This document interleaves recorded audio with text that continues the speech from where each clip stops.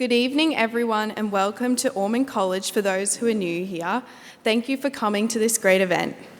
I'd like to begin tonight's proceedings by acknowledging that we are gathered on lands of Wurundjeri Woiwurrung people of the Kulin Nation, whose sovereignty was never ceded. For tens of thousands of years, this land has been both a place of dialogue and care for the country, important pursuits that tonight's event will engage with. In Australian Indigenous culture, an element of dialogue that I find particularly relevant to tonight is listening carefully. Deep listening was inculcated in upbringing, presumably reflected in adult councils. In discussions like that of tonight, we get the opportunity to hear and be open to understanding various perspectives. It is a chance for learning and critical thinking and a place where we can challenge our own opinions. I'm Bella Wass, and I'll be your MC for tonight. I am a third-year Bachelor of Commerce student at the University of Melbourne, majoring in Finance and Economics, and fittingly, I'm the treasurer of the Ormond College Students' Club. As an economics student and someone who is fascinated by foreign affairs, I feel really privileged to be involved in tonight's political dialogue, at a pivotal moment in Australia's international relations decision-making. Tonight's discussion will revolve specifically around what is the future for Taiwan and what are the ramifications for Australia. Tonight's discussion event, presented by Ormond College in association with Australian Dialogues, is the second big dialogue presented by Ormond College, bringing together speakers with different perspectives for a constructive public discussion of a contentious issue in this congenial collegiate atmosphere. The Australian Dialogues is emerging from the Brisbane Dialogues, the country's first dedicated civil discourse of bridging organisation, with the ultimate mission of supporting other organisations or to conduct in-depth, across-the-aisle discussions on big ideas and issues, particularly contentious ones. It is an independent, neutral, volunteer-based, non-partisan and not-for-profit community project expanding around the nation. Australian Dialogues seeks to unite people from different ideological standpoints and demonstrate the possibility and power of not only civil, but productive, enlightening public discussions between individuals with diverse or even opposing views, in public, in private, in schools, and now universities. With this aim in mind, today's conversation will be carried out in accordance with the Brisbane Rule, which was created at the launch of the Dialogues.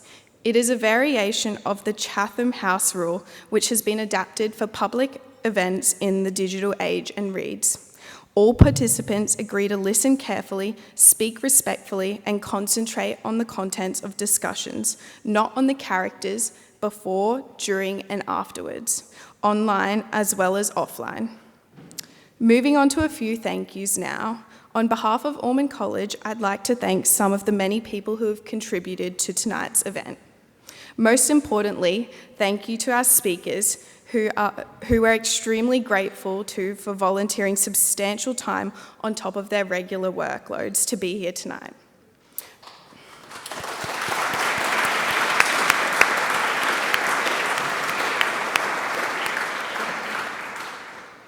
We would also like to extend a huge thank you to the college who, through the Mal Smith Asia Fellowship tonight, would not have been possible.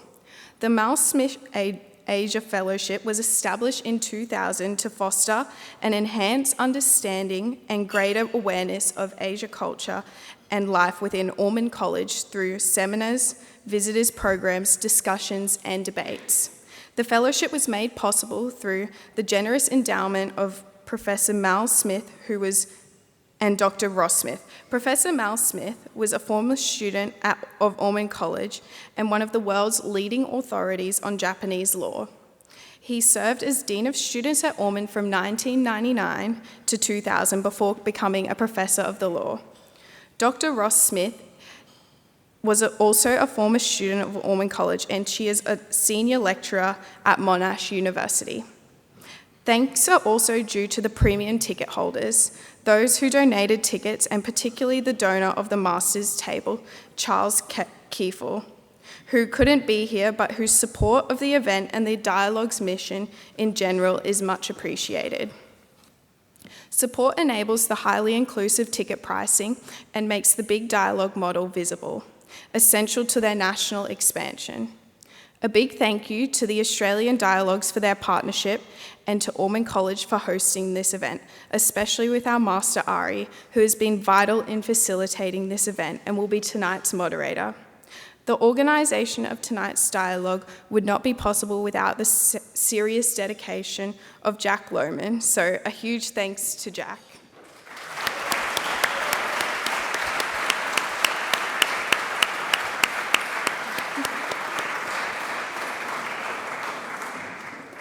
And last but not least, thank you to all of our student volunteers tonight, as well as the amazing kitchen team.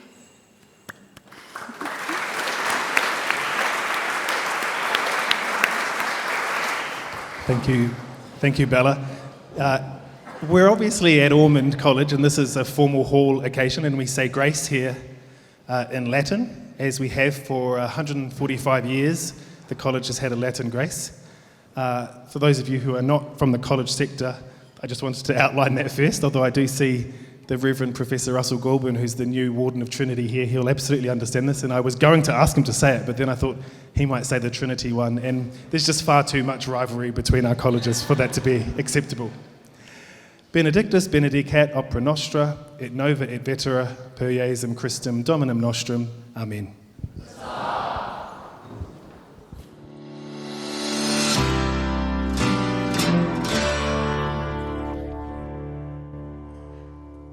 Hope you are all enjoying the food. It's now time to introduce tonight's speakers. It is my great pleasure to introduce Hugh White, Emeritus Professor of Strategic Studies at the Australian National University, Dr. Alice Yang, Assistant Research Fellow of the Institute for National Defence and Security Research,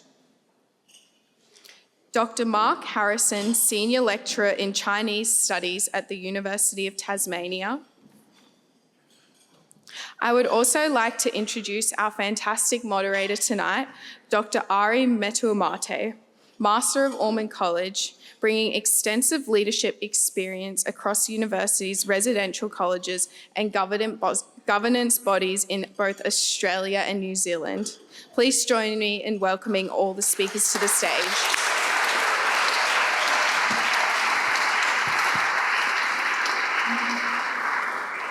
Well, thank you so much, Bella.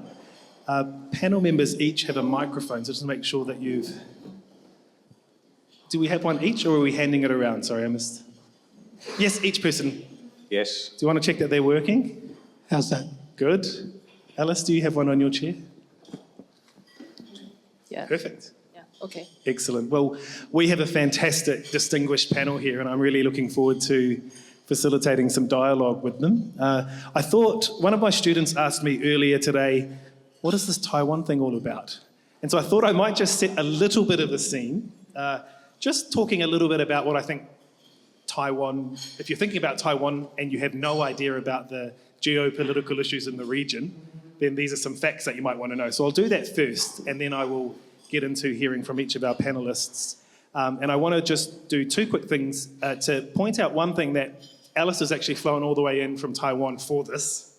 So please really welcome her here tonight.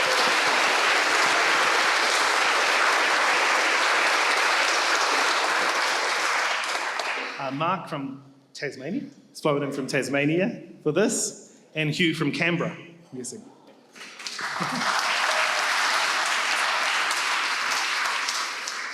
Hugh's son came to Ormond. Hugh, and we won't hold this against him, went to Trinity.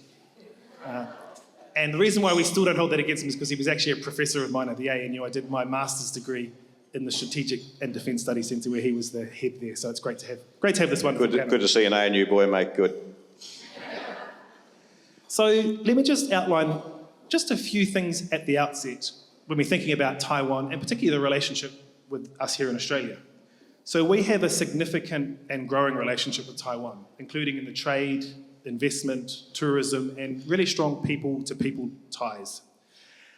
For a bit of history, and I'm hoping that all the things I say are uncontested, of course the experts at the panel here will tell me off if I've got anything wrong. In 1949, after a civil war in China, the Chinese Communist Party took control of the mainland and established the People's Republic of China, with Beijing as its capital. The losing side, the Chinese Nationalist Party, known as the Kuomintang, or KMT, led by Chiang Kai-shek, retreated to Taiwan, where they continued to govern under the name of the Republic of China. And since 1949, they have effectively been two governments, each claiming to represent China, one in Beijing and one in Taipei. Australia recognised the government in Taipei until 1972, when it switched recognition to Beijing. And in doing so, they signed a formal agreement, the Joint Communique, which recognised Beijing as the sole legal government of China and acknowledged Beijing's position that Taiwan is a province of China. This means Australia follows what is now known as the One China policy. It doesn't recognise Taiwan as a sovereign state, and all dealings with Taiwan are conducted on an unofficial basis. There are no formal embassies, only trade and cultural offices. Despite this, Australia strongly supports its practical relationship with Taiwan, including in the trade, investment spaces, and Taiwan's meaningful participation in international organisations. And Australia is also one of Taiwan's most important suppliers of energy, food and resources, and the two sides are increasingly cooperating in areas such as education, green energy, technology, and the arts. So a little bit of, I hope, uncontested information there as I get into talking to our panel members. Highly contested, and Mark will be able to talk to that when we ask some questions. With that context in mind, it's a simple question to ask, and I'm going to actually just put a little context before I ask each of the panel members to speak briefly about their particular view on this particular topic, yeah? Should Australia fight for Taiwan? We are very mindful that that is a loaded question, charged question, controversial question. This is, of course, though, a dialogue, so it's not a debate as such. We haven't specifically chosen panel members to have opposite views, though they will, and they will have different views, and there'll be lots of common ground that we hope we'll find, because that will make the dialogue even more valuable if we can find some common ground in the various positions.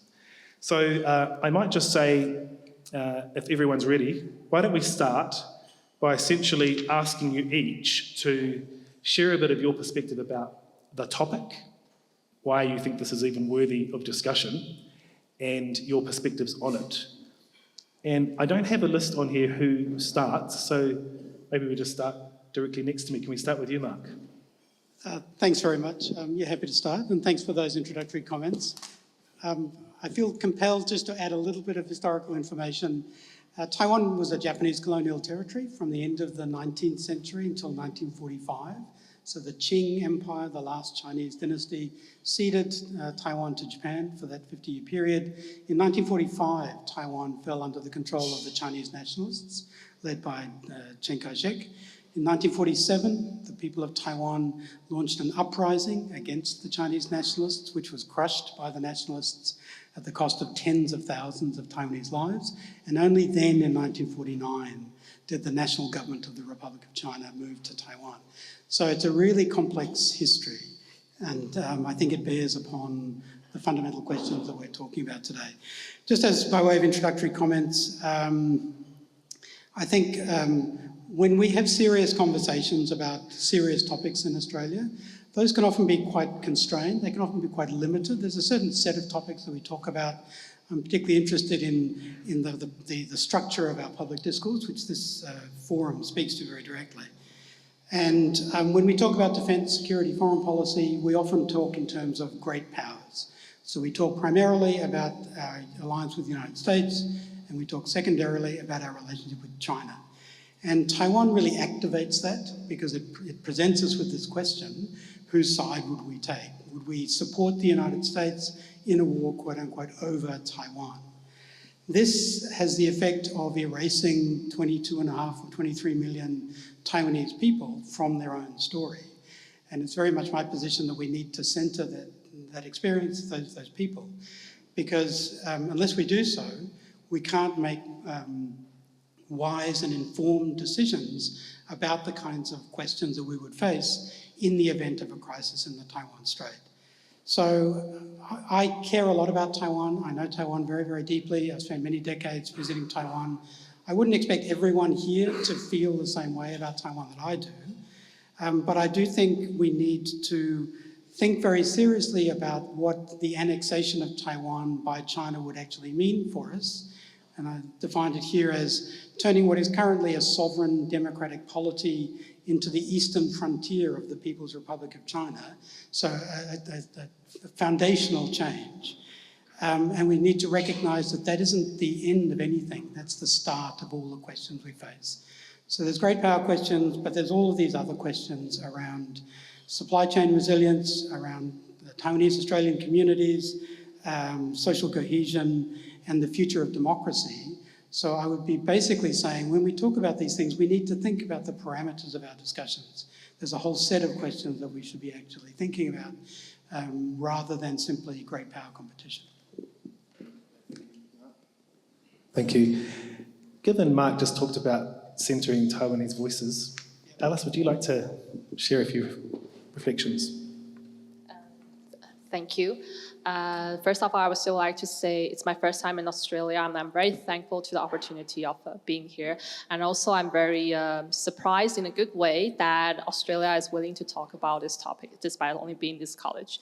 And it will be a bit strange for me, since I'm Taiwanese, to say that Australia should defend for Taiwan. It sounds a little bit like asking for help, but I would like to emphasize it's not just that. Of course, first of all, what if Australia is defending Taiwan? What is it going to defend for, or about, or of? I'm guessing. Well, I suppose the object here will be China, which is quite obvious. And of course, I think Australia has also very good relationships with China, so it is not very fair to ask it to do so. I would like to turn the focus more on regional security. It's not just about Taiwan itself. If China really today makes a move today, it will not just about Taiwan, and it will not just stop here. China has a much bigger ambition that will go well beyond Taiwan, probably South China Sea, and probably to the entire region. And as Australia, I think it's the most, at least one of the most capable country in the region. I think Australia, of course, should step up, not just for Taiwan, but for the region. And that will be my starting point. Thank you. Thank you, Alice. Hugh. Thanks, Ari, and thanks, Murray and the team and Ormond for making all of this happen. It's a great pleasure to be here, and it's a real pleasure to share the platform with my interlocutors here. Look, Taiwan is one of the most remarkable places in the world. Its economy is remarkable, its technology is remarkable, it's here in everybody's phone, obviously. And its politics are remarkable. It's one of those countries that in the 1990s, from a long tradition of authoritarian rule, transformed itself into a vibrant democracy much faster than the political scientists thought ought to have been possible. And it's maintained that vibrant democracy since then. It's also turned Taiwan, and these guys know Taiwan much better than I do, but it's one of the nicest places in Asia. It's really a terrific place to visit and a terrific place to be. But Taiwan is also, because of that history that Ari and Mark sketched, a place of great contestation, because quite apart from its status as a vibrant, fascinating and highly impressive place of 25 million people, it's also become, in a sense through no fault of its own, a testing ground for what has been actually, in a sense, ever since 1949 when the communists won the civil war in China, a testing ground for a strategic contest between the United States and China, which began in 1949 when America lost China, as they put it, which went into remission from 1972 when Nixon went to China, and approximately 10 years ago, and then revived again. Now, the contest between the United States and China over which of them will be the strongest power in the Western Pacific is the biggest strategic contest in the world today. It will fundamentally shape the future of Asia. It will fundamentally shape Australia's place in the world, because ever since European settlement, we've had the luxury, one might say, that Asia has been dominated and made safe for us by an English-speaking power, first Britain and America. China today, and the challenge it poses to the United States, poses by far the strongest challenge to that model in our history, and our instinct is to try and hang on to American primacy in Asia as essential for our future.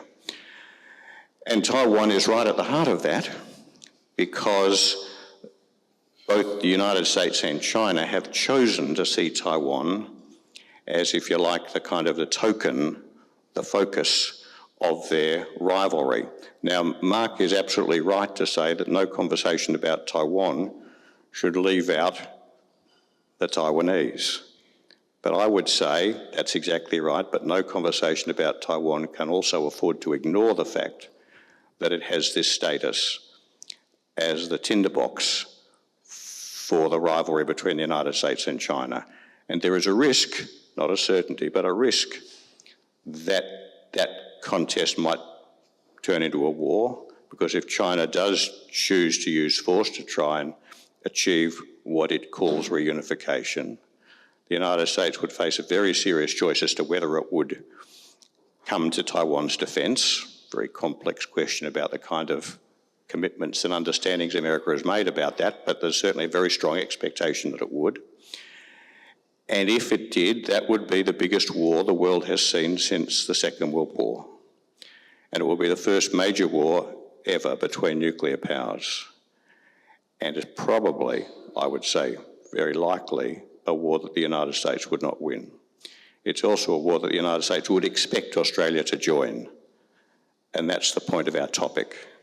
Because for Australia, a choice as to whether or not we support the United States, if the United States decides to support Taiwan, if the Chinese attack Taiwan, could end up being one of those really big existential questions. If we don't support the United States, then our position in Asia would be fundamentally weakened. If we do support the United States, we'd be drawing ourselves into a very major war, probably a nuclear war, which we wouldn't win. So to say that this is one of the most complex questions Australia has ever faced is no overstatement.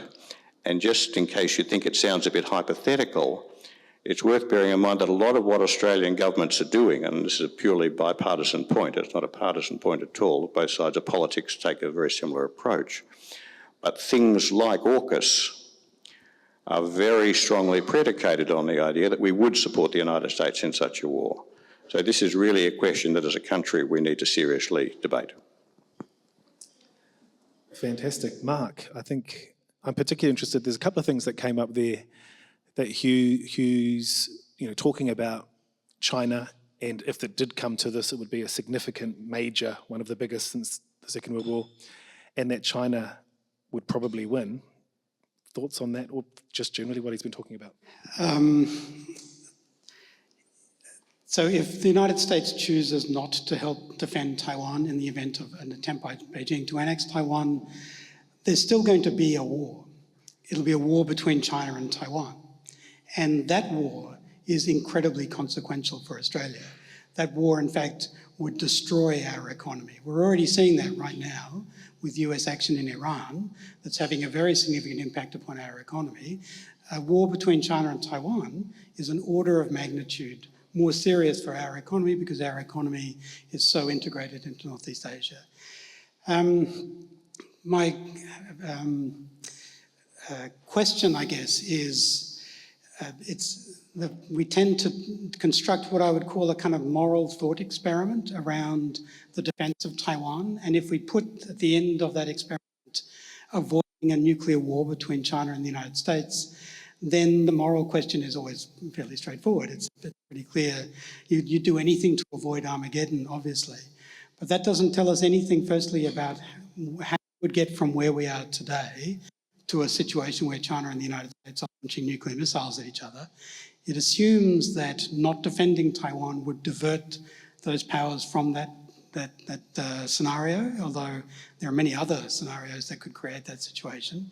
And it doesn't say anything about what happens after Taiwan is abandoned, what happens when it's annexed, what happens to regional security, what happens to our capacity to export and to import, what happens to China as it tries to absorb what becomes immediately by far the richest part of China, and with a long, long history of aspiration for self-determination and democracy right back to the beginning of the colonial period, the Japanese colonial period.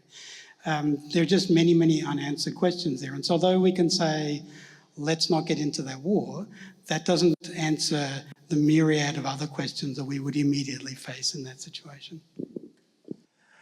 Recently I've spent a bit of time reading in English, Chinese news media commentary around Taiwan, and something that struck me was the general idea that we will never give up, this will always be ours, this is never going to be something we stop wanting to pursue, just a general messaging. Alice, thinking about you, who lives there, that's your place, your people, what do you think about the idea of the potential of a war and the impacts of that? How do you, I'm presuming, and this is a presumption, that you don't want there to be a war that America wins or China wins, you'd prefer there to be none. But I'd love to just hear your perspective on that. I think most Chinese people like myself, of course, nobody wants to have a war. And personally, I also don't think there will be a conventional war. But what is happening now is we did a lot of different ways how to term it, like gray zone activities, or in legal terms, threshold below on conflict. There are actually many different so-called wars already going on. It started, I think the most obvious one started some years ago, that is trade war between when Trump, the first time as a president, there's this China and US competition. And then Taiwan goes to, as Professor I just said, that become the token of US and China competition. And then recent years, especially after Russian-Ukraine war, then people start to think, oh, war might be a more possible option that will come. And I think, of course, we don't want to have any sort of war or conflict, but there is already a lot of tension inside Taiwan. And that also makes Taiwan a little bit divided, because, of course, people are very different view. I also get interviewed by another Australian dialogue media. They're talking about if it's divided because some Chinese people want to, reunite with China. I think most people who think that they are either very old or they already passed away, like my granddad's age. Most people I know in Taiwan, 90%, more than 90%, don't really want to get united with China. It's just about we want to have a more peaceful option, or we want to have a more defensible posture, which is what the US wants. We get a lot of pressure from US too. They want us to increase the defense budget and to have a more preparation. But this also makes the other side of Chinese people worry that will we provoke China instead? Shouldn't we focus more on having more trade, economy, or better relationship and diplomatic some sort of way with China? That is something that really divides Taiwan so far.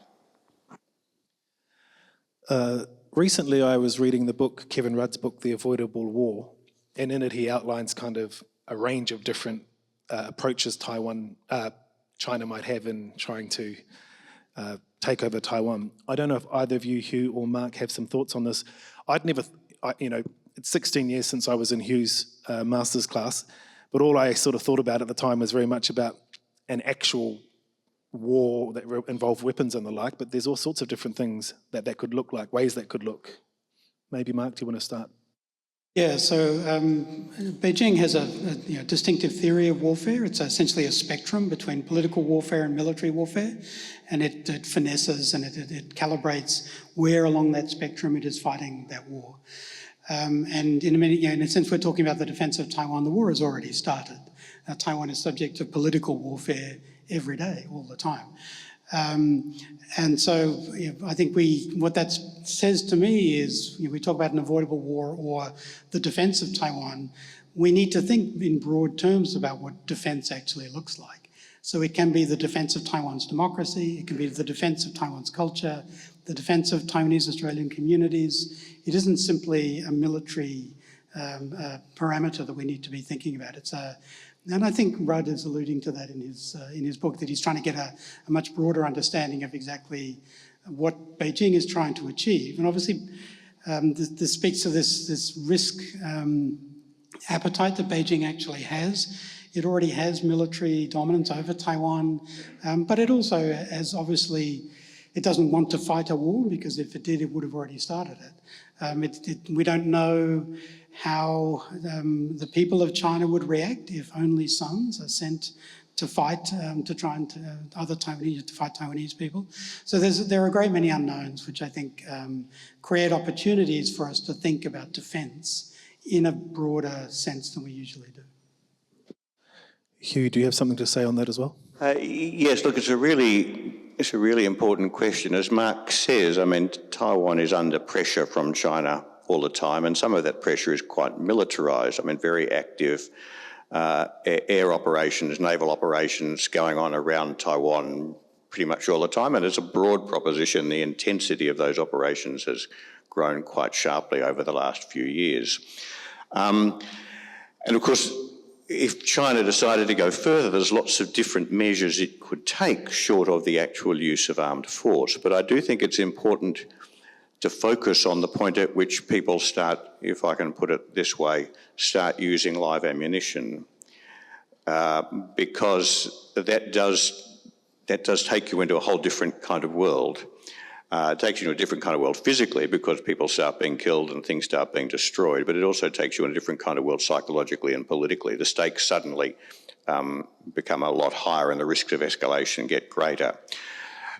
So, I mean, it's perfectly possible that the Chinese will continue for, decades in future, as they have in the past, to continue to use that whole range of, so to speak, sub-military means to put pressure on Taiwan, but it's pretty clear from the history of Taiwan and its achievements that it's not going to work. The Taiwanese turned out to be pretty tough people. They've stood up to this stuff for a long time, and they are. I mean, I completely, I very much agree with the point that Mark made earlier and that Alice made, that is that, the overwhelming majority of Taiwanese want at least the status quo to be preserved. So the question you've got to ask yourself is, given how committed the Chinese appear to be, and given how ineffective one can expect the stuff they've been doing so far to be to get where they want to go, the chances of them moving to the next step and starting to take real military action is quite high. Now, that doesn't necessarily mean invasion in the sort of slightly creepily cool way that these things have to be analysed. Blockade is a much better option for China than invasion, but that still takes you very directly, it seems to me, into quite a significant war. For the United States to sit back and allow China to impose a serious blockade on Taiwan, which wouldn't be very hard operationally, would be to essentially surrender Taiwan, and thereby it would be seen to be surrendering its position in the Western Pacific. I mean, it's always worth bearing in mind that when big wars happen, and this would be a big war, there's a difference between the thing that, so to speak, immediately sparks the war, the immediate cause, the proximate cause, and the ultimate cause. If the US and China go to war over Taiwan in an odd kind of way, it won't really be about Taiwan any more than the First World War was really about the assassination of the Archduke. It will be about which of them is the primary power in the Western Pacific. And so whether China tries a blockade or an invasion, the pressure on the United States to respond would be very great. Now, whether the United States would in fact respond, very interesting question. Ask Donald Trump, and good luck trying to get a clear answer out of him.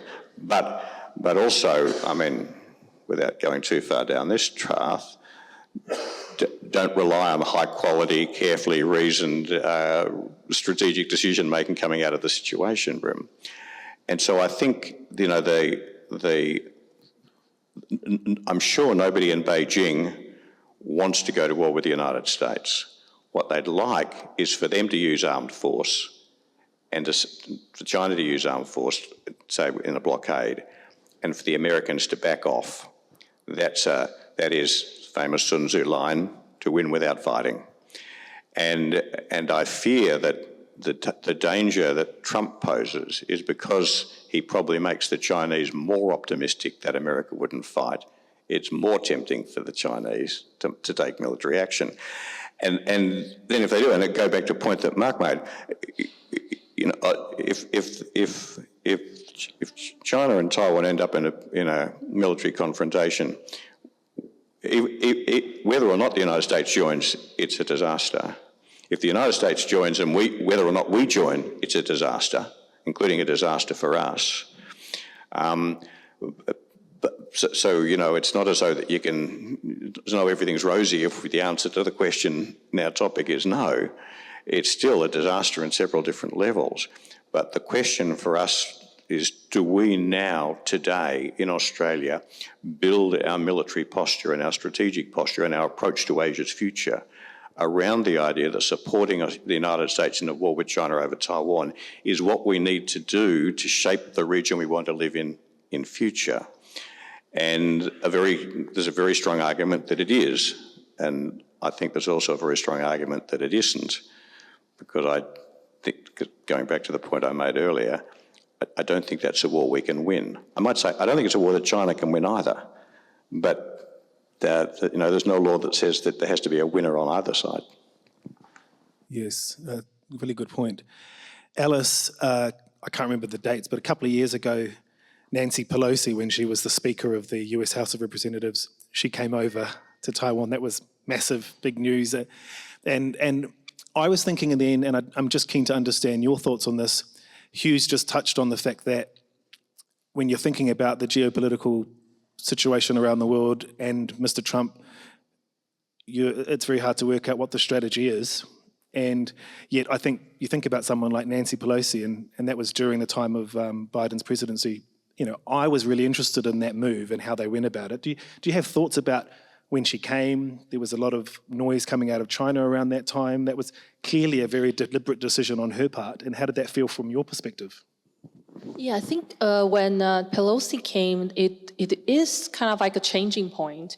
Before Pelosi, it's, you know, things, of course there are some things changes, but after she came, that's when we really feel it's a bit different. Yeah, and I think the impact still lasts till now. And of course, there's some things I might not be able to share, but there is a lot of pressure from US, and they just send a lot of people to train military-wise, and they have intelligence, which is what Taiwan really lacks. Like you also mentioned about AUKUS, Taiwan would really like to be some part of this kind of community when we can have that we have shared intelligence, that we know something slightly beforehand. So after Pelosi came, that's also something that also changes the mindset in Taiwan, that there are so many things that China is capable to do, and US might have the capability to counter it, but Taiwan itself, we still need to make many more preparation. Yeah, but as you said, it is a changing point, and it changed a lot of people's mindset, and also a bit the political atmosphere inside Taiwan. Yeah. Mark, do you have any thoughts on, you would have followed that Pelosi thing quite closely? I did. I just would follow up on a comment that Hugh made, which I very much agree with, that if China really wants control of Taiwan, it is going to have to invade it. It is going to have to land troops there. It's going to have to remove and put in place a government of its choosing. And things will get very real very suddenly when that happens. Just on the Pelosi visit, the thing that came out of it for me that I thought was really interesting was that it was a really great itinerary that she had. It was extremely thoughtful, it was extremely meaningful. She spent a whole day at the National Human Rights Museum in Xindian in Taipei, and she met with former dissidents who had been imprisoned in that site, which is a former political prison. And it was, I thought, a very meaningful gesture from Pelosi to try and understand the experiences of those who struggled for democracy in Taiwan through the 60s and 70s. And she made that effort, and I thought that was very meaningful for her, just setting aside all of the geopolitics around it. Hugh, what did you make of that when you watched that arrival of her into Taiwan?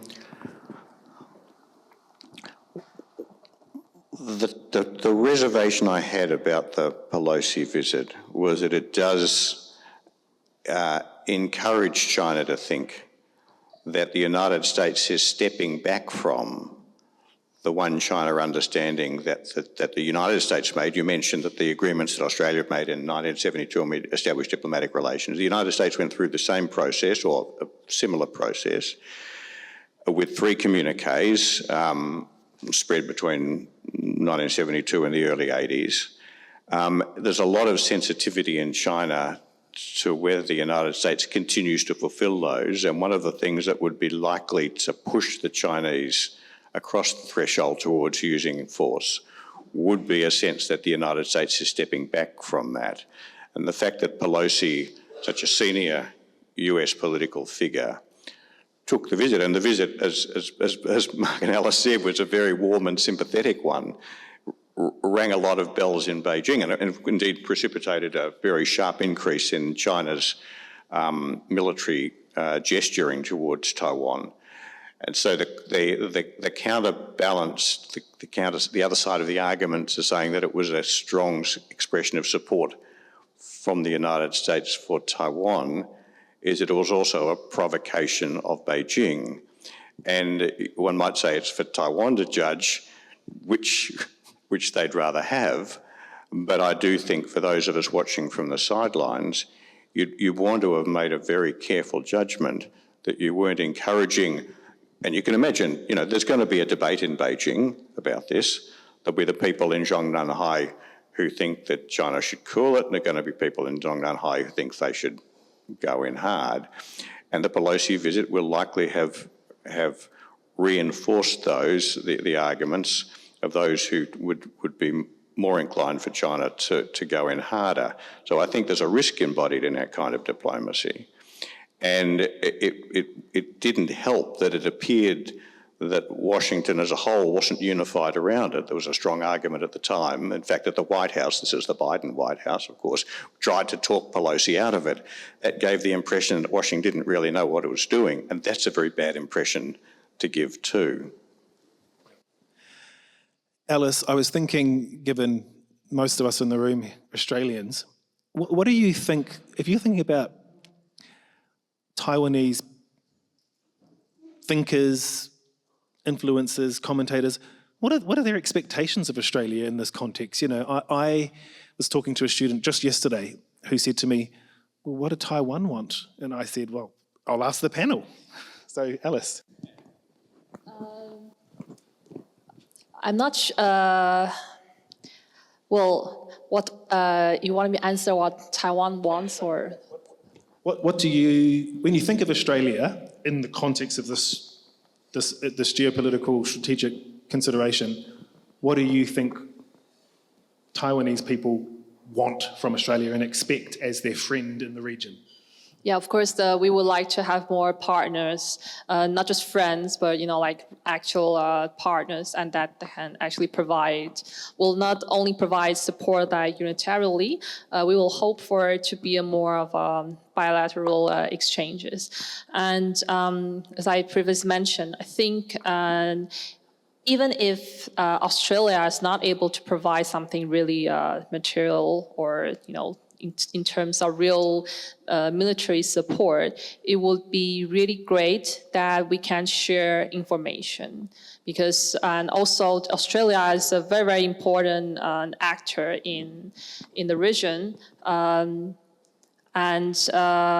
there's just so many things I think that there's to do. For example, I mentioned about intelligence or other ways of communications, or even satellites. Well, I'm not sure how good Australia with this issue, but there's a lot of things that Taiwan, we are not capable of doing it ourselves, and it would be really nice to have a partner such like Australia to assist or to exchange information with us. Yeah. Mark, you want to add to that? A couple of points. One is that I think it's a bit of a danger. So Taiwan is excluded from the international system, so we don't have formal diplomatic relations with Taiwan. It's not recognised as a state by most of the international system. Beijing works very, very hard to maintain Taiwan's exclusion from that system. And there is a tendency in foreign capitals and foreign countries to internalise that exclusion. And we see that when we talk about provoking Beijing. So we talk about Pelosi, for example, or many other examples, going to Taiwan, and that risks war because Beijing could be provoked in the passive voice. And that's one of the ways we sort of assume that excluding Taiwan from the international system is a condition for peace. And so we have to do that, otherwise there could be not peace. But of course, it's Beijing that dictates those terms. It's Beijing that excludes Taiwan. It's Beijing that threatens war. So I think we can also, look to Beijing's agency in the situation and recognise that this would go away if Beijing actually decided to sit down properly with Taiwan and negotiate something that the people of Taiwan could accept. Beijing is extremely belligerent and it's completely uncompromising. And we all live with this sort of sword of Damocles over our heads because Beijing remains so committed to this very particular path. In terms of information sharing, this is certainly something I've heard. Canberra is very wary about strengthening the relationship with Taiwan because we're wary about Beijing's reaction to those sorts of actions. And I think we are moving into a world where we should be rethinking some of those truisms because it won't matter at all if Beijing takes this action. Spending decades not talking to the Taiwanese won't add up to anything. I think we need to be more realistic about the circumstances that we as a nation find ourselves in and think much more pragmatically about how we can build the resilience we need and that the region needs and communicate more directly to Beijing our views on this matter. Hugh, you might have something to say about that, but also I wanted to ask you, how often is Xi Jinping thinking about this issue? Look, I think just to go back to the point that Mark made, because it's a terribly important one, we Australia have never encountered, actually nobody in the world has encountered a country like China before. In the late 18th and early 19th centuries, a series of countries, of which Britain was one, went through these astonishing transformations which completely transformed their economy and turned them into the most powerful countries the world had ever seen. Of those, America turned out to be the most powerful because it had the biggest population. There are only two countries in the world with a bigger population than the United States, China and India. And now they are going through their industrial revolution. What we've seen in the last 40 years in China has been China's industrial revolution. So we're now seeing a modern industrialised economy on a scale we've never seen before. And what's more, it's in Asia. Indeed, both of them are in Asia. They're both of them, so to speak, our regional neighbours. And so when Australia thinks, how do we manage our relationship with China, we're posing for ourselves a challenge which we've never faced before. And I might say, neither of our neighbours. But we don't know how to, we don't have a template for this. And I think it behoves us to approach that very seriously because it's going to be really fundamental to our future. And one thing's for sure, the right answer is not to say we'll do whatever they want. On the other hand, it's also probably not the right answer to poke them in the eye unnecessarily. And working out how we manage that is going to be a real challenge. I tend to opt on the side of caution, and particularly on the side of caution when I don't think in the long run it's going to make much difference. So Australia could decide to poke Beijing in the eye by building our relationship with Taiwan into something more like a normal international relationship. that would come at great cost to us.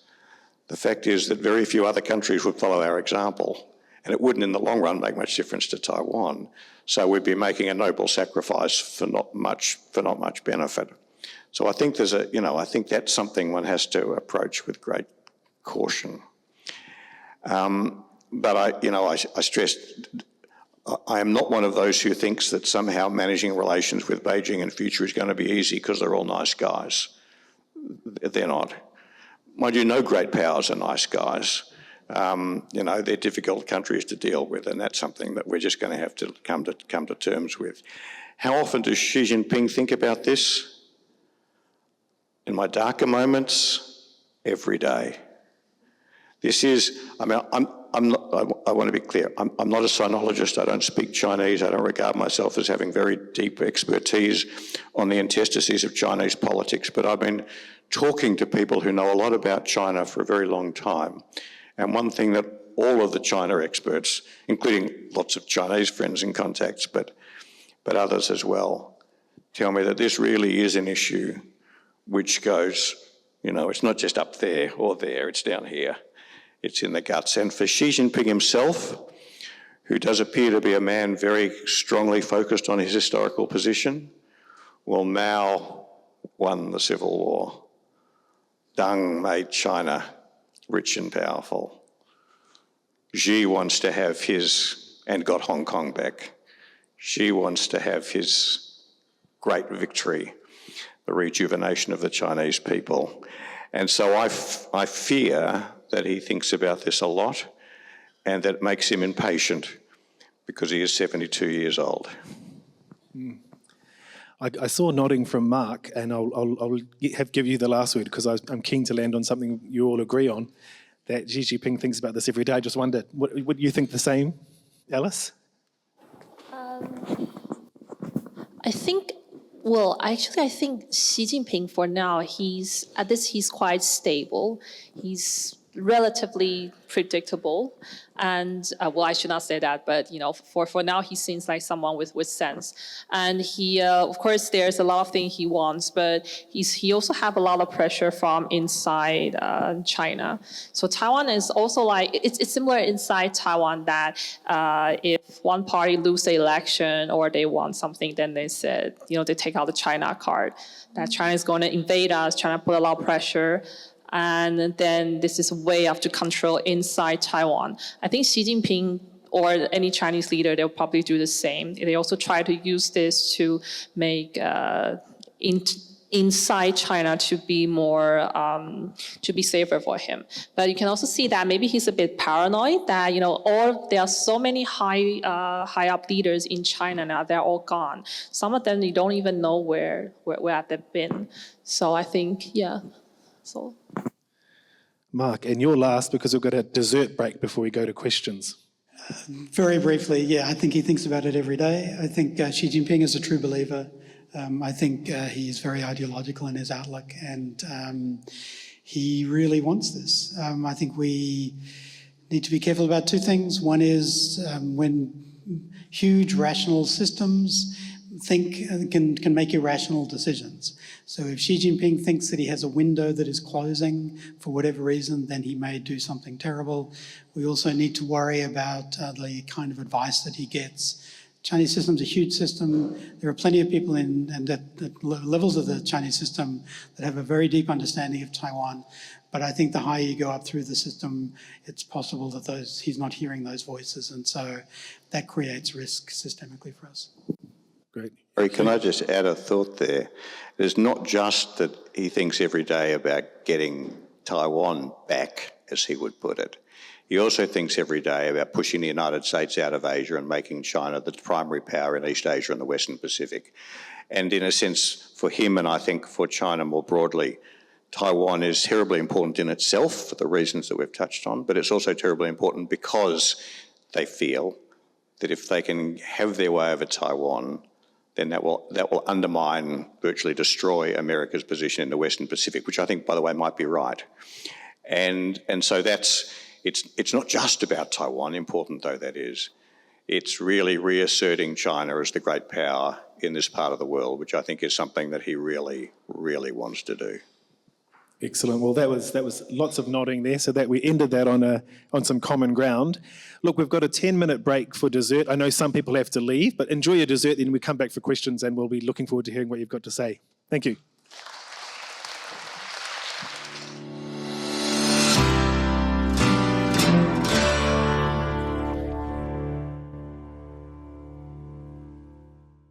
Now, tonight has clearly been a very good conversation because I've received in the realm of 30 to 40 questions. Now, if I was to stand here and say 30 to 40 questions, I think we would be here until midnight. So I've picked out 3 to 4 questions, depending on how time goes. And then from there, we will turn to the floor where you may ask a question directly to the speakers. Alrighty, so the first question, to get straight into it. Recently, the leader of the Taiwanese opposition party met with Xi Jinping in Beijing, which was its first official cross-strait communication since 2016. Two of the leaders discussed discussions on creating peace between the two straits. We wanted to first start to ask Alice to see her understanding of this discussion and what this discussion actually means for the broader conflict and relation. Thank you for that question. Of course, from my point of view, I think it is something that is very important and is really making progress. Of course, for now, it's very difficult for our current leader, President Lai, to have a meeting to do so. So I think for the opposition, it's actually a very good thing to do. And I think that also gives us more options and more leeways in how to handle the relationship with China. As we have previously discussed, at least most people don't want to have a war, especially the Taiwanese people. So this actually creates more room and even a door for further diplomatic relations. Would anyone from the panel? Very, very positive way of talking about the visit by Chair Chung. I would say that that meeting, it's not an election-winning strategy for the KMT historically. If you look at Lian Zhan's visit in 2005, Hong Xiuju's visit in 2015. So although I think this kind of communication is interesting, the KMT need to get elected. They need to get a president over the line in 2028. And the electorate is pretty tough in Taiwan, and they have shown in recent decades that they're not incredibly sympathetic to party chairs having these sorts of meetings. So it's not unprecedented, but I'm not sure it's going to get the KMT over the line in 2028. Wonderful. Thank you so much. Now, on to the next question. Given the term disaster has been thrown around no matter the outcome of the conflict, if it is to ensue, is there any plausible future where a potential war or conflict can be avoided? And if so, what is Australia's role in avoiding that outcome?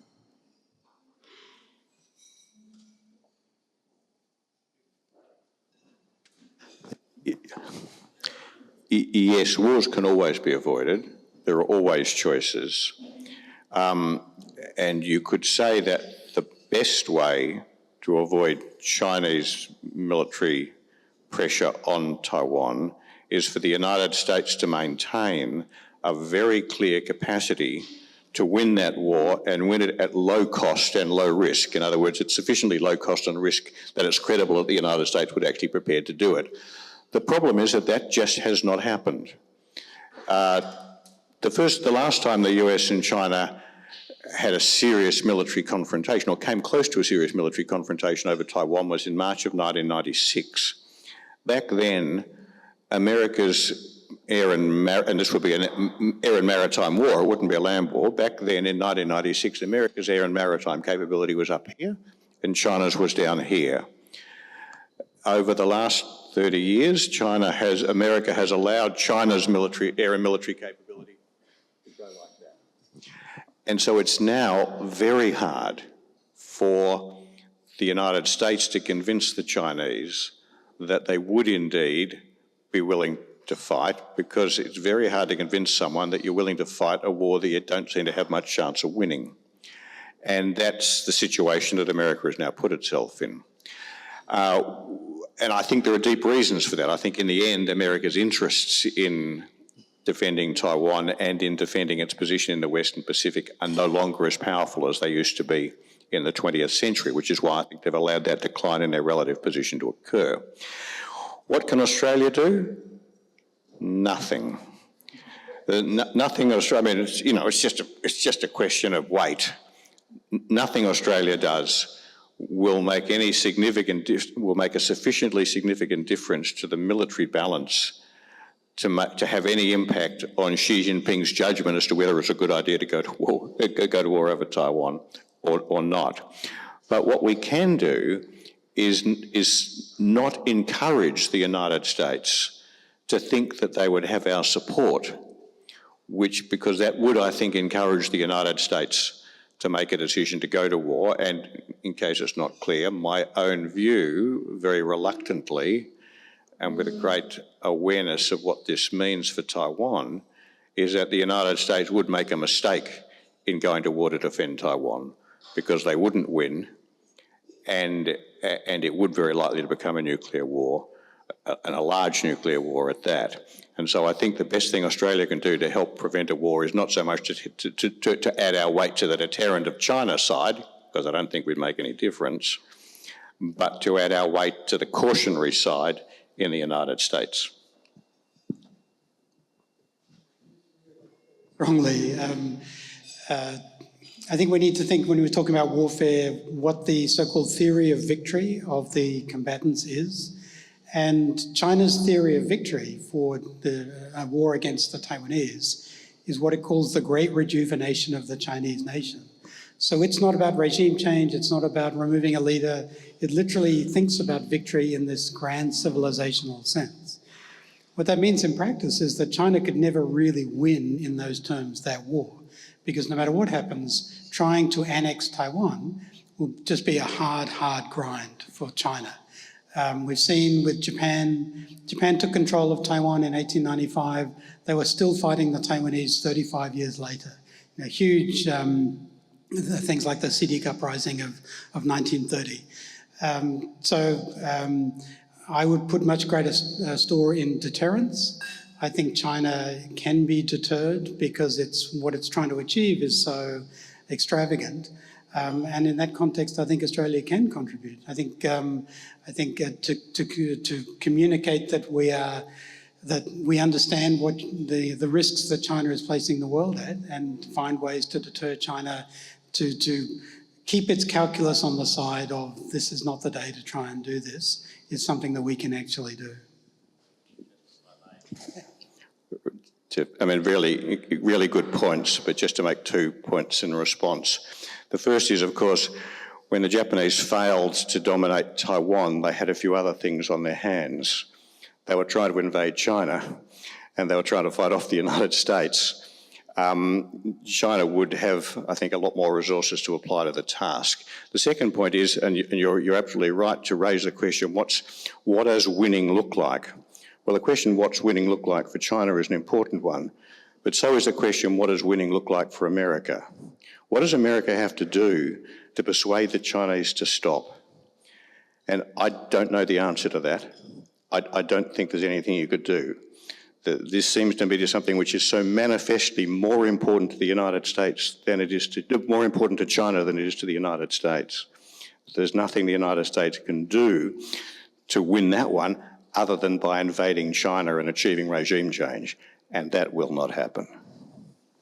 That's not an accurate characterization of China's Taiwan ideology and its policy architecture. I think what China wants is much more complex than that, and so there are points of leverage that can be applied when you try and see that. Don't they just want Taiwan? They want Taiwan, but they want it in very particular terms. And if it's clear to them that they aren't going to get it in those terms, then we already see it. They already have military dominance. So we need to think, why aren't they doing anything now? Because it's a complex calculus for them, ideologically as well as militarily and economically and so on. Sorry, Alice? Wonderful. Well, kind of following on from that, well, if it's a bit controversial or contested what Australia can do to potentially stop a war, one one of the other questions tonight was, what can Australia do for ourselves to secure our own economic interests in case of a conflict coming? Does that look like investing more into China, more into America, or more into Taiwan? What can we do as a country? We could build up our fuel reserves because we maintain very short...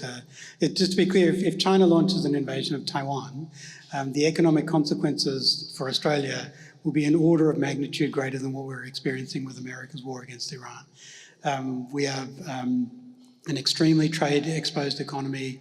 We're fully integrated economically into Northeast Asia, so we are extremely vulnerable to that kind of, distinctively so, almost uniquely vulnerable to that kind of disruption. So building resilience economically, supply chains, all of those things are really critical. I'd also note that community cohesion is also something we don't talk enough about. There's a very, very large Chinese community in Australia. There's also a very large Taiwanese community in Australia. If it goes down in the Taiwan Strait, then we'll have two communities with an extremely difficult relationship with each other, and we need to prepare and understand those communities' concerns so that we are properly prepared for that kind of scenario, which we are not at all. Wonderful. Now, on to the final question for tonight before we turn to the floor. Given the current political affairs in the world with what some might call the tolerance to America's intervention in their current war, what does that spell for the relationship between Taiwan and Australia? Does it potentially incentivise China to take action or not take action given the conflict? Given the current state of the world, with the world being somewhat tolerant to the war currently started by or involved in by America, does it set a precedent for how China may be involved or potentially start a conflict with Taiwan?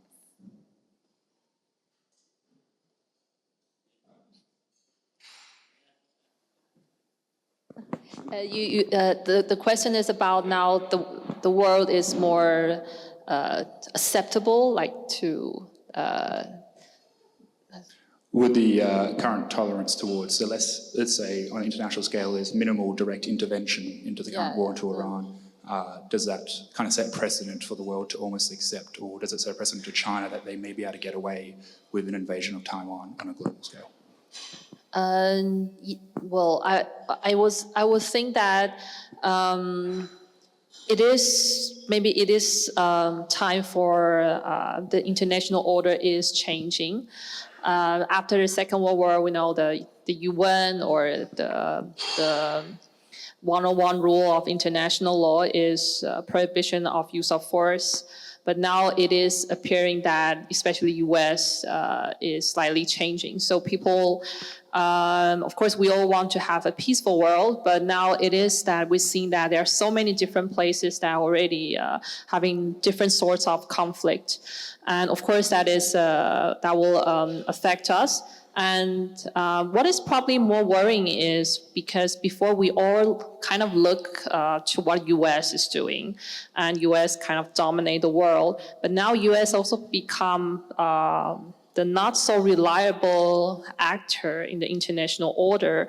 So maybe different countries, they will have to sort out to rely on different partners, and maybe they would think China, even Russia, in after the war is, I don't know, maybe the war is coming to an end, but at this China probably will look more reliable or maybe a better strategic partner for certain countries, and that of course would affect our status of Taiwan, our relationship with Australia, and to other countries in the world.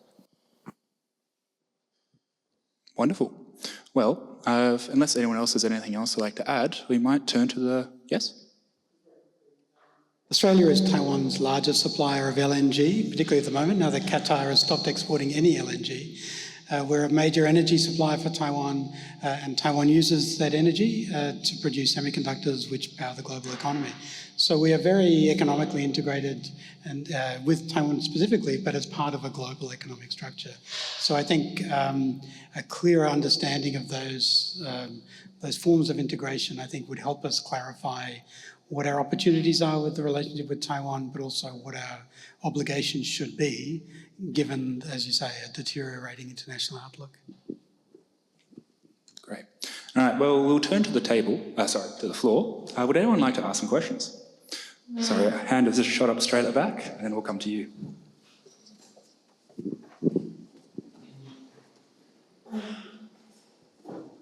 Thank you, Jack, and thanks again to all our panelists for making time and coming to Ormond tonight. We've really appreciated you having here. To my question, the US currently has over 200 active military bases in Japan and South Korea. Trump and many other high-ranking officials in his government have speculated openly and forcibly about hypothetical wars in Taiwan and the insistence on a politically independent Taiwan. This attitude is reflected across the West. Even as we stand here and we hold a discussion on the situation, it hinges on a presupposition of war in Taiwan. Compare this with the discourse across the strait. We've spoken a lot about the importance of centering Taiwan and the Taiwanese people in this conversation. Two major parties, the DPP and the Taiwan's People's Party, are in favour of maintaining the status quo and are not pursuing any declaration of independence. The third major party, the KMT, is in favour of peaceful unification. As mentioned before, their president, Zheng Liwen, visited the mainland and spoke with Xi about this prospect.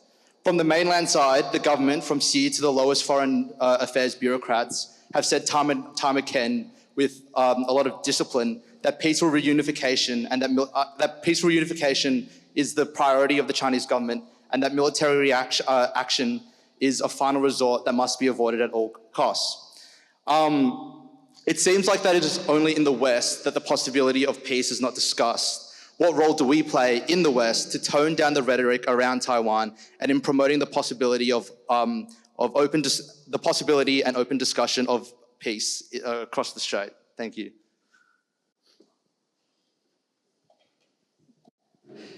So in 1921, the League for the Establishment of a Taiwan Parliament was founded in Taiwan, and it petitioned the Imperial Diet in Tokyo 15 times between 1921 and 1934 for self-government for Taiwan. It was a group of leading citizens. There were thousands of members of the League. When they petitioned the Diet, 2,000 typically people would travel to Tokyo from Taiwan to meet with Diet members and to lobby for self-government. The Japanese authorities always denied the Taiwanese, and their argument was explicitly, if we give you self-government, you're going to turn into Australia or Canada. They saw that very clear pathway for self-determination. We can talk about peace, but and the people of Taiwan want peace, but the people of Taiwan have been doing this for a very long time. The story of of colonial and post-colonial nation building that the Taiwanese have parallels our own story. It's very similar to Australia's in many important ways. And so unless China is willing to understand that history, unless it's willing to understand the 1947 uprising, there isn't an obvious pathway for the two sides to find some kind of reconciliation. It would require Beijing to move a very, very long way from where they are today. That isn't impossible, and I think Western countries or Australia could have a role in trying to get Beijing to think differently about Taiwan, but it's not where we are in the current moment.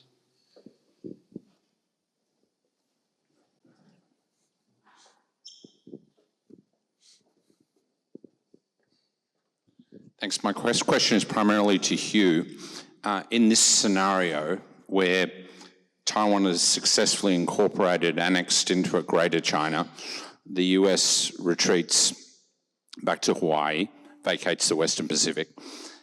ASEAN effectively kowtows to the new big kid on the block. You wrote a book called How to Defend Australia. In that scenario, where the sea lanes are effectively under Beijing's control, Japan maybe develops nuclear weapons. What does that mean for Australia? How do we protect Australia's sovereignty in that dismal-sounding scenario? Look, it's a really good question indeed. I think it is the question for Australian, you could say it's the biggest question for Australian foreign policy we've ever faced, because we've never thought about how to make our way in an Asia which is dominated by Asian powers. But there's a couple of points to make. The first is that we will be living in an Asia, at least within a few decades, which is dominated not by one Asian great power, but by two, because India will be there too. And for those countries of us that are lucky enough to live on the dividing line between what you might call their natural spheres of interest, which is a line that runs from Myanmar through Thailand, through Malaysia, Singapore, down through Indonesia and to Australia and out to the Pacific. That's the line along which the Chinese and the Indian spheres of influence will be defined. Now, living on a boundary like that is dangerous but profitable. You can play the two sides off against one another. This is very different from the way in which Australia normally thinks of itself conducting its foreign policy. We've conducted a foreign policy of loyalty, and that's actually worked for us, just to be clear. I have no reservations about us having been a close ally of the United States for many decades, because for many decades it's worked. The only reason I'm a bit doubtful about it in the future is that I don't think it's going to work for us. In that different region, we're going to have to be a lot more supple and agile in sort of playing them off against one another. The second point to make is that it's going to be a region with a lot of middle powers. Japan will be the biggest of them, and I don't see Japan as an ally with a capital A, the way we're used to thinking of, Britain or America as allies. Apart from anything else, it's not going to be strong enough, and it's going to be too far away. But it will be a useful partner. South Korea will be a useful partner. And the countries of Southeast Asia, although, as you say, they're not going to take up arms to try and prevent China becoming the dominant power in East Asia and the Western Pacific, but they're going to have their own interests in trying to prevent China becoming too dominant. And some of them, including Indonesia, will be big players. One of the suppressed premises in all of this is that in all probability, Indonesia, well before the middle of the century, will have the fourth biggest economy in the world. Now, what that means in terms of its strategic personality and its strategic weight is a big mystery, but it's going to be an important player. And so the second part of the picture is we need to start thinking about the kinds of relationships we're going to want to have with those countries when we live in a region which is dominated by India and China, and how we can both exploit those relationships, or harness them, perhaps I should say, to help us manage that world. And the third point is that we are going to have to make some decisions about our own defence. I'm not one of those who sees China as threatening Australia directly today, but I do think the kind of region we're talking about is one in which the risk of China using armed force against us is much higher than we've known in the past. And that's not because of anything very particular to China. It's because China's going to be a great power, and great powers are bastards, and they throw their weight around. And although we're a long way from China, and that's a blessing, we are also an island, and islands have both inherent security because you have to cross water to get to them. So the water functions as a moat, but it also functions as a highway. You can get to us. And so one of the great questions for Australia is going to be how far we commit ourselves to building the military capabilities to prevent a great power like China or India or potentially Indonesia projecting power by sea and air against us. Now, that's the subject of the book that you kindly mentioned. And I think we can do it. I don't think we can do it at 2% of GDP, and we certainly can't do it at 2% of GDP if we spend it on some of the stupid things we're spending it on now. Don't get me started on that subject. But if we spend wisely at something like 3% of GDP, I think we can do that. That would be, for me, the big third thing on the agenda. But to get any of those right, any of those three things, we have to move away from the thought, which I think remains the kind of great sort of, central pillar of Australian official thinking about this subject on both sides of politics, that the only thing Australia can do is to somehow try and do whatever we can to keep the United States as the leading power in East Asia and the Western Pacific. I would love it if that was going to be possible. I just don't think it's going to happen. So I think we have to start working now. In fact, we should have started working 20 years ago to build on those three propositions the kind of posture we're going to need when that doesn't work for us.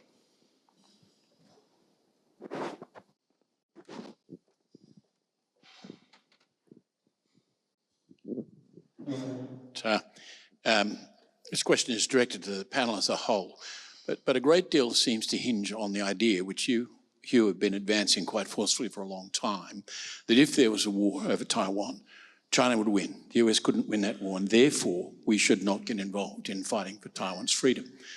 But I want to just step back a little from that and say, you know, the first major war, at least by nuclear power, against another state, you might say, since the Second World War, is Putin's invasion of Ukraine. And it's clear that CIA estimates on the eve of that war was that he'd cream Ukraine. Zelensky was offered a ticket out. And that turned out to be wrong. I was asked myself on national TV days before the invasion went down, did I think that Putin would go for broke and try and conquer Ukraine? And I said, oh, Putin's a thug, but he's not stupid. Right? Then he did invade, and a week later I was asked, so what do you think now? And I said, well, I stand corrected, he is stupid. He's got bogged down in a war that he's not winning. He's lost over 1 million men. We need to persuade the Chinese that conquering Taiwan, strangling Taiwan, would be very costly in all sorts of ways to China, and it's actually not in China's interest as a nation. The obsession of the dictator in Taiwan is a separate matter, and we should make that clear. And the question was asked earlier, you know, in what ways could Australia contribute to shifting the debate over the future of Taiwan? It seems to me, and I've myself argued this, as I think you know, for a long time, we need to change the conversation by saying it would be in China's national interest, not only ours or America's or anybody else's, for it to say to Taiwan, you have done an admirable job in modernising and developing. You know, you're prospering, you're a vibrant state. You're not a weak or troublesome state. You're not actually a threat to us. With our blessing, govern yourselves. And then we believe that in the long run, you will gravitate towards us because you have far more in common with us than you do with the European powers or America, so long as you trust us and don't feel threatened. So the question I would put is, first of all, how do we complicate China's calculations that it's going to get Taiwan, that the US will be persuaded to back off? And secondly, how do we persuade important people in China, if not Xi Jinping, this would not be in China's national interest? That's open to all three panelists.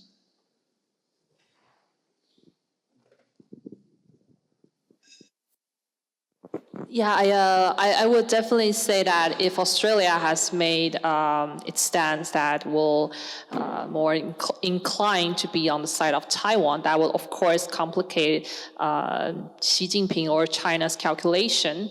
And of course we want to have a better deterrence posture against China. But on the other hand, China at the same time, they have many different tools that Taiwan maybe does not have. China is a very strong economy, and many countries that rely on China. So it is also, of course, as Chinese, I'm very grateful that most people here stand with Taiwan, but I guess that for the Australian government or many governments that it will be very risky to take a stand.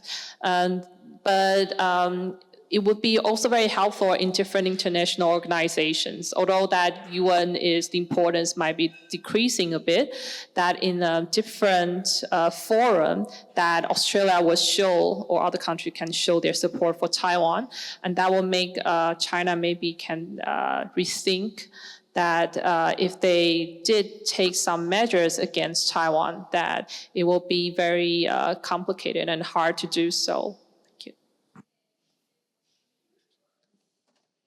Thank you. Paul, thank you for the question. A couple of points.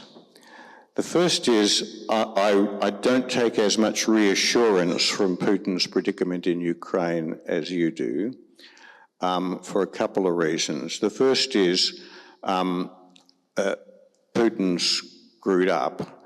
I think in the end he didn't launch the operation he'd prepared for. And I think a better prepared a better planned operation would have had a better chance of success. And so I don't think we can just sort of extrapolate too confidently. The second point, I wouldn't, although it's come at an appalling cost, I wouldn't say Putin has achieved nothing in Ukraine. Ask the guys in Kiev how they feel about their present position. They've they've had a heroic defence, but they're not going to push Russia out of the territory it now occupies. But the broader point is, and just to be clear, it's not so much that I'm not sure of anything. Wars are inherently uncertain. It's not so much that I think it's probable that China would win a war over Taiwan, it's that it wouldn't lose it, and that America wouldn't win it either. In fact, I think the most likely outcome is that after a couple of weeks, not very long period, it would be a very intense war. After a couple of weeks, both sides would have done immense damage to one another's air and maritime forces, and both sides would then start reaching for the nuclear weapons. And then we would end up with a war, as Churchill said of the First World War, in which for either side, victory was won at so high a cost as to be indistinguishable from defeat. And I do think it's worth making the point, and if I can make it to someone of my generation, we have to revive our sense of what nuclear war meant that we had in the Cold War, because that's something we've had the luxury of forgetting about since 1991. We need to go back to remembering what it looks like if two sides get into a nuclear exchange. There's no reason to expect it to be contained. And the Americans have got 5,000 nuclear warheads ready to go, and the Chinese, I think, probably have got about 1,000. That's enough to do a hell of a lot of damage. So I'm less optimistic about that than you are. On your broader point, of course, you're right. You know, the outcome, you might say, would be one in which the Chinese are brought to accept that Taiwan should just be Taiwan. And I would never deprecate an effort to persuade the Chinese of that. I just wouldn't want to rely on that as a way of managing the problem, because I think its chance of succeeding are so low. So it would be a little bit like me trying to solve my superannuation problem by buying lottery tickets. I mean, it might work, and hey, if it does, it's great. But I don't think my wife would approve of that as a piece of financial planning. So as a piece of strategic planning, I don't think it quite adds up. But as an aspiration, sure, go for it. But good luck. Can I just follow up a little bit on that? I think it's a very long journey, or a very complex journey, from where we are today to China and the United States launching their nuclear weapons at each other. And the role of Taiwan in that scenario is very complex, possibly not that significant at the end when you add it all up. And the idea that if you give, as I said at the very beginning of this, if Taiwan is not supported by anybody, that will somehow avoid that scenario, is to me speculative. And it won't avoid a war either. That's the key point. China and Taiwan are still going to have a war, and we'll need to deal with the fallout from that war, because that war will be devastating for Taiwan, obviously, but also for China, for regional security. So I think seeing everything through the lens of the US-China relationship, seeing everything through this sort of moral thought experiment about avoiding a nuclear war, tends to crowd out all of the other really difficult questions that we face. Which wouldn't be solved really by saying to Taiwan, you're on your own. It would just create a whole new set of incredibly difficult challenges for us. Deterring China remains the best option. And as I said also, China's theory of victory for Taiwan is expressed in this grand civilizational sense, in which I think we can say definitively that it will not be the great rejuvenation of the Chinese nation. It'll be a hard, miserable, difficult war for China to start at one end of Taiwan and fight its way to the other. And even that sort of assertion that China will win, I think, is actually a more complex argument to make when you actually think about what China would actually have to do to take control of Taiwan. Thank you. Unfortunately, that does draw to the end of our time, so I will pass it to our MC to make her closing remarks.